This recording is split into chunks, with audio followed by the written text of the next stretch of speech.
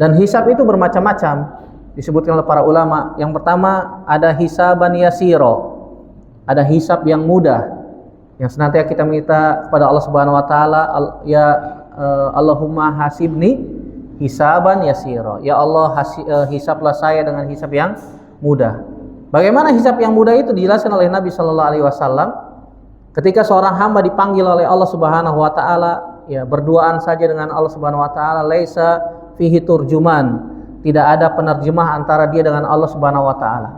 Kemudian Allah Subhanahu Wa Taala bertanya kepada hamba, ya fulan, afa'alta dzanba kaza wa kaza, apakah engkau telah melakukan dosa ini dan dosa itu? Kemudian dia i'tiraf, kemudian dia mengaku, iya wahai Rabb, aku telah melakukan ini dan itu. Dan ternyata yang ditanya oleh Allah Subhanahu Wa Taala itu semuanya dosa-dosa kecil. Adapun dosa-dosa besar tidak ditanya oleh Allah Subhanahu Wa Taala, walaupun dia melakukannya. Bahkan dalam sebuah riwayat disebutkan, dia bertanya pada dirinya, kok yang ditanya cuma dosa-dosa kecil, dosa-dosa besarnya tidak ditanya. Kemudian Allah Subhanahu Wa Taala mengatakan, pada hari ini telah aku ampuni seluruh dosa-dosa kamu. Kemudian dia dimasukkan ke dalam surga dengan rahmat dari Allah Subhanahu Wa Taala. Yang kedua ada orang yang dihisab dengan hisaban syadidan, dengan hisab yang berat, ya, dengan hisab yang berat. Allah Subhanahu Wa Taala timbang dulu amalnya, ya, dan Allah Subhanahu Wa Taala tampilkan dosa-dosanya di hadapan makhluk, ya.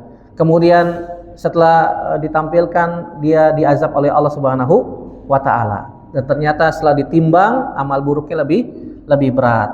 Tapi ternyata dia dimasukkan ke dalam neraka bukan karena azab yang selamanya, yang abadi, tidak.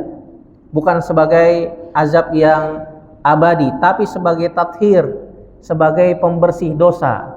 Setelah dosa-dosanya bersih, maka suatu saat Allah Subhanahu Wa Taala akan keluarkan dia dari api neraka, dan kemudian Allah masukkan dia ke dalam surga.